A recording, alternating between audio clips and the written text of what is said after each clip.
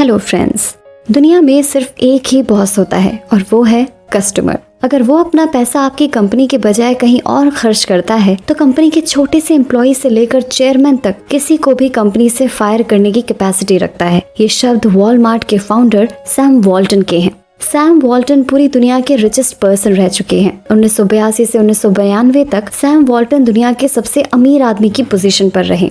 Sam Walton की death के बाद ही बिल गेट्स दुनिया के सबसे बड़े अमीर इंसान बने। दोस्तों, हमें सैम वॉल्टन के बारे में क्यों जानना चाहिए? आपने ये लाइन कई बार सुनी होगी, कामयाब लोग कोई नया काम नहीं करते, बस काम को नए तरीके से करते हैं। असल जिंदगी में इसका सबसे बड़ा उदाहरण है वॉलमार्ट के फाउंडर सैम वॉल्टन, जिन्होंने लोगों की खरीदारी यानी शॉपिंग का तरीका ही बदल डाला। दुनिया की सबसे बड़ी रिटेल कंपनी वॉलमार्ट को इस मुकाम तक पहुंचाने वाले वॉल्टन ने अपने करियर की शुरुआत बतौर सेल्स ट्रेनी की थी। 2022 में उनकी कंपनी की नेट वर्थ करीब $340 बिलियन यानी 27 लाख करोड़ है। वॉलमार्ट के 24 देशों में 10,585 स्टोर्स हैं जो 46 अलग अलग नामों से चल रहे हैं। भारत की सबसे बड़ी ई कॉमर्स कंपनी फ्लिपकार्ट के 77% शेयर खरीदने के बाद वॉलमार्ट भारत में फ्लिपकार्ट होलसेल के नाम से चल रही है। वॉलमार्ट आज भी दुनिया की सबसे ज्यादा रेवेन्यू जनरेट करने वाली कंपनी है, जिसने 2022 में $576 बिलियन का रेवेन्यू जनरेट किया है, जबकि दूसरी सबसे बड़ी कंपनी अमेज़न ने $477 बिलियन का रेवेन्यू जनरेट किया है। दोस्तों, साथ ही वॉलमार्ट दुनिया की सबसे बड़ी प्राइवेट कंपनी है जहां सबसे ज्यादा लोग काम करते हैं। तो दोस्तों, आपको नहीं लगता आपको ऐसे इंसान के बारे में जानना चाहिए जिसने अपने दम पर दुनिया की सबसे बड़ी कंपनी खड़ी की है? आज मैं आपको सैम वॉल्टन की autobiography made in America book और सैम वॉल्टन की केस स्टडी के बारे में बताऊंगी, इसलिए वीडियो को पूरा देखें। दोस्तों, सैम वॉल्टन का जन्म 1918 में अमेरिका के ओक्लाहोमा में हुआ था। इनकी मां नैन्सी ली बहुत ही मेहनती और क्रिएटिव महिला थी। वो हमेशा ही अपने आइडिया से घर की जरूरतों को पूरा करने के लिए कुछ एक्स्ट्रा पैसे कमा लेती थी। सैम बचपन से ही अपनी माँ को हार्ड वर्क करते हुए देखते थे और इसी वजह से उन्होंने बहुत ही छोटी एज में सीख लिया था कि पैसे कमाने के लिए उन्हें बहुत मेहनत करनी होगी। वो जब 7 साल के थे तभी से उन्होंने मैगजीन बेचने का काम शुरू कर दिया था। पढ़ाई के साथ साथ वो अपनी माँ के काम में भी हेल्प करवाते थे।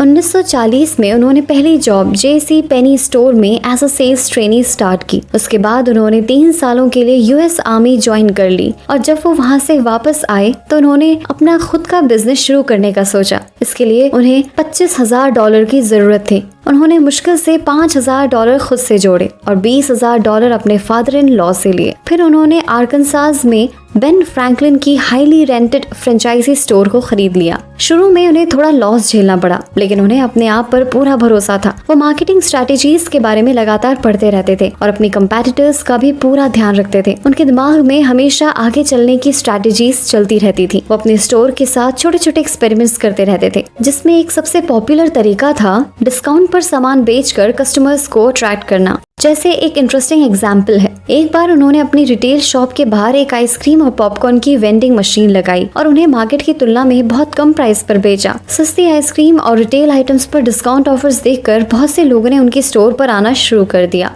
डिस्काउंटेड सामान बेचने की वजह से सैम के पास लॉयल कस्टमर्स के नंबर्स बढ़ते ही जा रहे थे। 5 सालों के अंदर ही उन्होंने अपने बिजनेस को 3 गुना बढ़ा लिया था और ऐसे ही 6 स्टोर्स और जगहों पर खोल लिए थे। लेकिन जब इनका बिजनेस आसमान छू रहा था तभी उन्हें पता चला कि उनके सबसे मेन स्टोर की लीज खत्म हो चुकी है और उनके लैंडलॉर्ड ने उसे रिन्यू करने से मना कर दिया। तब उन्हें ये स्टोर छोड़ना पड़ा, जिससे वो बहुत दुखी हुए क्योंकि उनके इतने सालों की मेहनत पर पानी भर चुका था। लेकिन वो कभी हार ना मानने वाले इंसानों में से थे, इसलिए उन्होंने फिर से शुरुआत की और अब की बार लिटिल रॉक नाम के एक छोटे से विलेज में वॉल्टन्स 5 एंड डाइम नाम से एक स्टोर खोला। अपनी शानदार स्ट्रेटजीज की बदौलत कुछ ही टाइम में उनका ये स्टोर भी बहुत सक्सेसफुल हो गया। अपने स्टोर्स के प्रॉफिट से उन्होंने आसपास के ऐसे और स्टोर्स को एक्वायर करना चालू कर दिया। कुछ ही टाइम में वो ऐसे 15 स्टोर्स के मालिक बन गए। दोस्तों, कुछ ही सालों में उनकी ये स्टोर भी बहुत सक्सेसफुल हो गई। अपने स्टोर्स के प्रॉफिट से उन्होंने आसपास के ऐसे और स्टोर्स को एक्वायर करना चालू कर दिया। कुछ ही टाइम में वो ऐसे 15 स्टोर्स के मालिक बन गए, लेकिन जितना प्रॉफिट उन्होंने एक्सपेक्ट किया था वो उतना नहीं कमा पा रहे थे। तब उन्होंने एक नई स्ट्रैटेजी अपनाई। दोस्तों, वॉलमार्ट की तरह की स्टोरी ही भारत में फ्लिपकार्ट की है। अगर आप फ्लिपकार्ट की स्टोरी जानना चाहते हैं तो आपको ऑथर मिहिर दलाल की book big billion startup the untold Flipkart story जरूर पढ़ना चाहिए। आप इस बुक की सब समरी ऑडियो फॉर्मेट में कुकू FM पर सुन सकते हैं, और वो भी हर रोज केवल 1 रुपए से भी कम खर्चा करके। दोस्तों, कुकू FM पर नॉन फिक्शन बुक समरी की एक ह्यूज लाइब्रेरी आपको मिल जाएगी, जिससे आप डिफरेंट टॉपिक्स के बारे में बहुत कुछ सीख सकते हैं। आपको बस इस वीडियो के डिस्क्रिप्शन में दिए हुए लिंक पर जाना है और GK50 इस कूपन कोड को अप्लाई करना है। लेकिन दोस्तों जल्दी कीजिए, क्योंकि आप में से सिर्फ पहले 250 सब्सक्राइबर्स को ही ये 50% डिस्काउंट मिलेगा। तो अभी कुकू FM ऐप डाउनलोड कीजिए और बुक्स पढ़ने के बदले ऑडियो बुक सुनकर अपना टाइम, एफर्ट और मनी तीनों ही सेव कीजिए। अब वो चाहते थे कि वो प्राइस कटिंग के साथ साथ वॉल्यूम ऑफ सेल्स भी बढ़ाएं। वो छोटे छोटे शहरों में बड़े स्टोर्स बनाना चाहते थे, जहां वो हर एक चीज जो वो अपने स्टोर पर बेचते हो उसे डिस्काउंट प्राइस पर ही बेच सके। अपने इस आइडिया को लेकर वो बड़ी कंपनीज के पास गए, लेकिन वहाँ के डायरेक्टर्स ने उन्हें साफ मना कर दिया, क्योंकि कंपनीज अपने मार्जिन को आधा करने के लिए तैयार नहीं थी। उन्हें लगता था कि कम प्राइसेस पर सामान बेचकर वो कभी सक्सेसफुल नहीं हो पाएंगे। लेकिन सैम अपने आइडिया को किसी भी हालत में इम्प्लीमेंट करना चाहते थे, भले ही लोगों ने उनका साथ ना दिया हो। उन्हें अपनी स्ट्रैटेजी पर पूरा भरोसा था। तब उन्होंने अपना घर मॉर्गेज पर रखकर लोन लिया और अपने भाई बड वॉल्टन के साथ मिलकर 1962 में सबसे पहले वॉलमार्ट की शुरुआत की। वो कुछ ऐसे अमेरिकन मैन्युफैक्चरर्स ढूंढ रहे थे जो उन्हें उनकी पूरी वॉलमार्ट चेन के लिए लो प्राइसेस पर सामान दे सके, जिससे सैम अपने कंपैटिटर्स से कम प्राइस पर सामान बेच सके। जब सैम ने वॉलमार्ट स्टार्ट किया था, उस टाइम वॉलमार्ट अकेला ही ऐसा डिस्काउंटिंग स्टोर नहीं था। के मार्ट और वूलवर्थ्स सुपरमार्केट्स जैसी कंपनीज की भी शुरुआत उसी ड्यूरेशन में हुई थी और वो काफी बड़ी बन चुकी थी। लेकिन सैम को कंपेटिटर्स का कोई डर नहीं था, क्योंकि वो सब स्टोर्स बड़े शहरों में थे और सैम ने अपने स्टोर्स छोटे टाउन्स में खोले थे। वो आगे भी ऐसी स्ट्रैटेजी पर काम करना चाहते थे। उन्होंने अपने बिजनेस मॉडल को एफिशिएंट बनाने के लिए लॉजिस्टिक्स पर खास ध्यान दिया। वो अपने स्टोर्स की लोकेशन चुनते टाइम ये देखते थे कि स्टोर्स और वेयर हाउसेस के बीच का डिस्टेंस कम हो, जिससे कि वो एक ही दिन में वेयर हाउस से स्टोर्स पर सामान ला सके। इसके लिए उन्होंने खुद ही की एक ट्रकिंग सर्विस भी चालू कर दी। भारी वॉल्यूम्स में सामान खरीदने और उसकी एफिशिएंट डिलीवरी के कारण उनके इन डिस्काउंटेड स्टोर्स की सेल्स तेजी से बढ़ने लगी।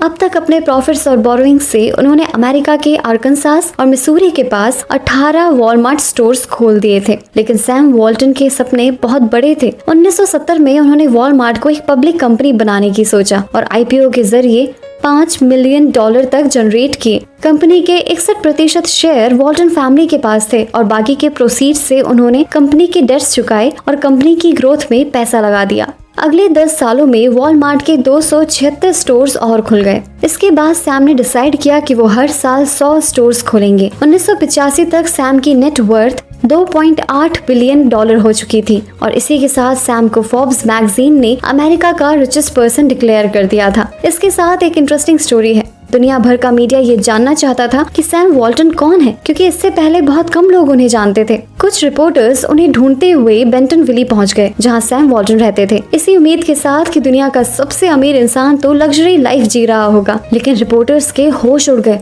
जब उनको पता चला कि सैम वॉल्टन महंगी कार चलाने के बजाय एक पुराना ट्रक चलाते हैं, जिसके पीछे पिंजरे लगे हुए हैं जहां उनके कुत्ते रहते हैं। उन लोगों को पता चला कि सैम वॉल्टन किसी फैंसी सालों में बाल कटाने के बजाय पास की छोटी सी सालों से अपने बाल काटते हैं। डिजाइनर फैंसी कपड़े पहनने के बजाय अपनी दुकान की सस्ते कपड़े और एक टोपी पहनते हैं। मतलब वो बिल्कुल सिंपल लाइफ जीने वाले इंसान थे, क्योंकि वो पैसे की वैल्यू समझते थे। हालांकि उनके पास कई प्राइवेट जेट थे जिनसे वो अपना टाइम बचाते थे। दोस्तों, इसी के साथ वॉलमार्ट, सीयर्स और के मार्ट के बाद अब 3rd लार्जेस्ट रिटेलर कंपनी बन चुकी थी। 1988 में सैम ने वॉलमार्ट के एग्जीक्यूटिव डेविड क्लास को CEO की ड्यूटीज देने का अनाउंसमेंट किया, लेकिन वो अब भी कंपनी के चेयरमैन थे। 2 साल के बाद सैम को बोन कैंसर डायग्नोस हुआ। फिर भी उनकी कंपेटिटिव स्पिरिट कम नहीं हुई और उन्होंने प्रेडिक्ट किया कि उस साल उनकी कंपनी का रेवेन्यू $125 बिलियन होगा। अगले 2 सालों में वॉलमार्ट, के मार्ट और सीयर्स को पीछे छोड़कर अमेरिका की लार्जेस्ट रिटेलर कंपनी बन गई।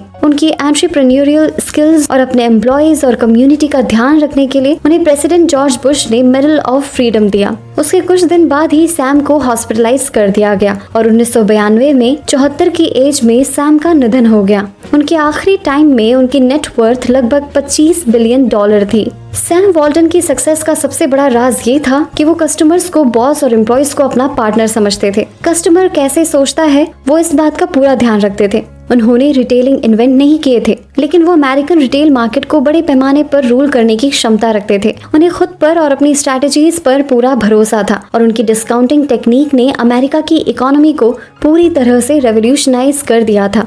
दोस्तों, अगर हम भी उन जैसे सेल्फ मेड मिलियनेयर्स की तरह सोचें और इनकी लाइफ से थोड़ा कुछ भी सीख पाएं, तो हम जो भी काम कर रहे हैं उसमें सफलता आसानी से मिलेगी। उन्हें फॉलो करने से हमारी बुरी आदतें भी छूट सकती हैं और उसकी जगह हमें कुछ अच्छे कैरेक्टरिस्टिक्स डेवलप करने में मदद मिलेगी, जिससे हम एक अच्छे और सक्सेसफुल इंसान बन सके जो कस्टमर्स को बॉस और एम्प्लॉयज को पार्टनर समझते हैं और कस्टमर्स को कॉस्ट ऑफ लिविंग से भी कम में सामान दिलवाना चाहते हैं। सैम वॉल्टन ने रिटेल सेक्टर की शुरुआत नहीं की थी, लेकिन इसके तरीके को बदला और फायदेमंद बनाया। ऐसे कई एग्जाम्पल और हैं, जैसे हेनरी फोर्ड ने ऑटोमोबाइल की शुरुआत नहीं की थी, लेकिन इस सेक्टर में नया बूम लेकर आए थे। मतलब ये है कि आप अपने नए आइडिया और काम करने के तरीके के बदौलत कामयाबी हासिल कर सकते हैं। दोस्तों, कामयाबी के लिए कुछ अलग काम करने की जरूरत नहीं होती, किसी काम को अलग तरीके से करने से होती है। तो दोस्तों, बाकी की बातें टू बी कंटिन्यूड। दोस्तों, वीडियो पसंद आया तो लाइक का बटन जरूर दबा दें और हमसे जुड़ने के लिए एफर्टलेस जीके को इंस्टाग्राम पर फॉलो जरूर करें और ऐसे ही काम की बातों के लिए चैनल को सब्सक्राइब करें। साथ ही साथ डिस्क्रिप्शन में दिए लिंक से ज़ीरोधा या अपस्टॉक से अपना डीमैट अकाउंट ओपन करना